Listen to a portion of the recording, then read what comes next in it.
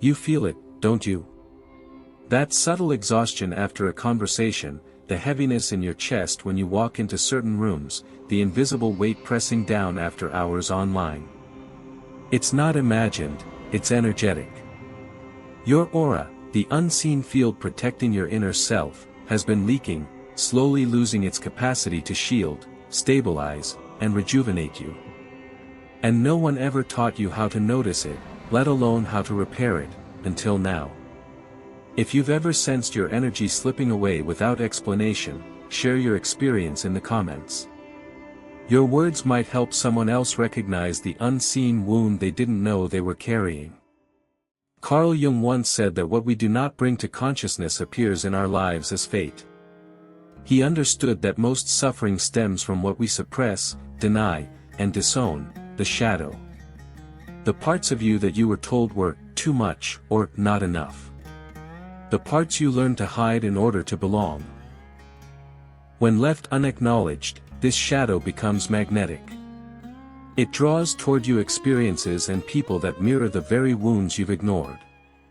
Energy vampires, toxic relationships, internal conflict, they all stem from these unconscious rifts.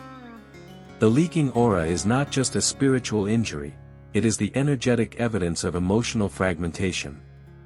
Jung's work is not about self-analysis for the sake of intellect, it's about reclaiming your psychic wholeness so your energy can stop hemorrhaging into everything that doesn't serve your truth. One of the most powerful tools Jung offered was active imagination, a way to speak directly to the shadow. This is not fantasy or delusion. It's a method of entering a quiet state, and allowing the unknown aspects of the self to take shape and voice. You meet them. You ask what they need. You listen. This inner dialogue begins the energetic stitching of a torn aura. Each time you face a forgotten part of yourself, grief, fear, resentment. You bring light to what was dark, form to what was leaking. This process, when done with presence and sincerity, seals a breach in your field. You are no longer bleeding energy into stories that aren't yours. You stop playing roles, stop trying to be who you aren't, and the power that once leaked out begins to circulate within. But the aura doesn't only weaken from within, it also bends under the weight of external pressures. Think of the rooms you enter, the people you let too close, the content you consume on autopilot. Every interaction, every image, every word carries an energy signature. Your nervous system records it all, and your aura responds. Some people speak softly but pierce your field like glass. Others smile and draw you in, only to tether themselves to your energy without consent. Over time, if you don't clear, reset, and protect yourself, your field becomes thin, fractured, and confused. Grounding is not a luxury, it's a survival skill. Touch the earth with your bare feet. Let your breath sink into your belly.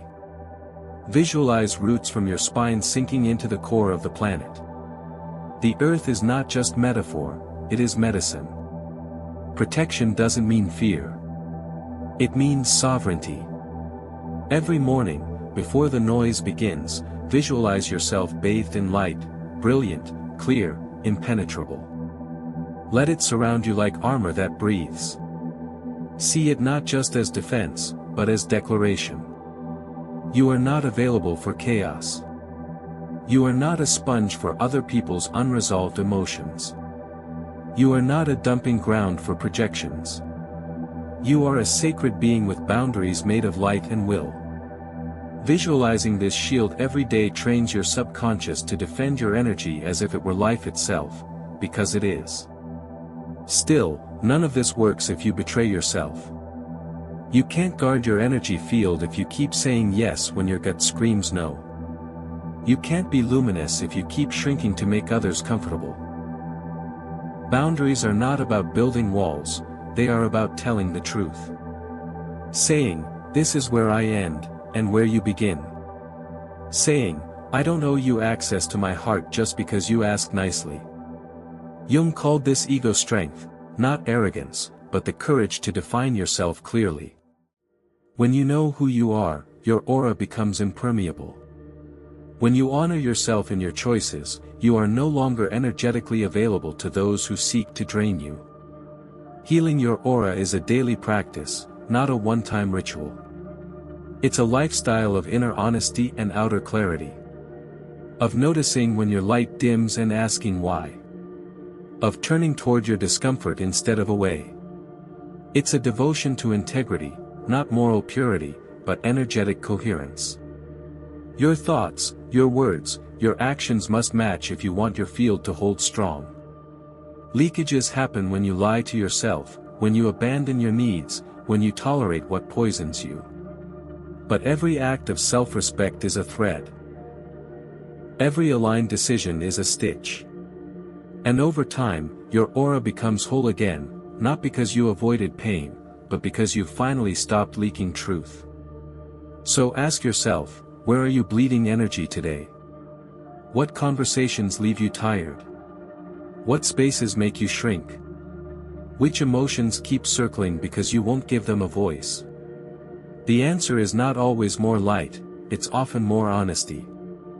It's not always more love, it's often more self-confrontation.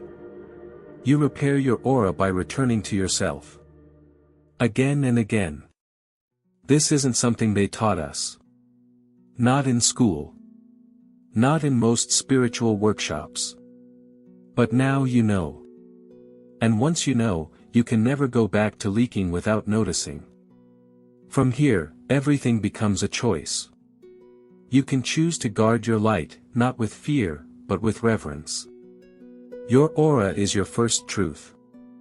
Your energetic fingerprint. Your invisible boundary.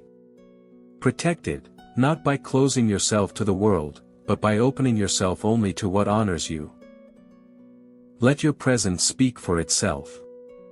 Let your energy walk in first. Let the world adjust to your radiance, not the other way around. Drop a follow and like the video if this resonates with you, and don't hesitate to cheer up and support fellow brothers and sisters difficult times in the comments. Chosen one, keep your head up and stay true to yourself. Always with love.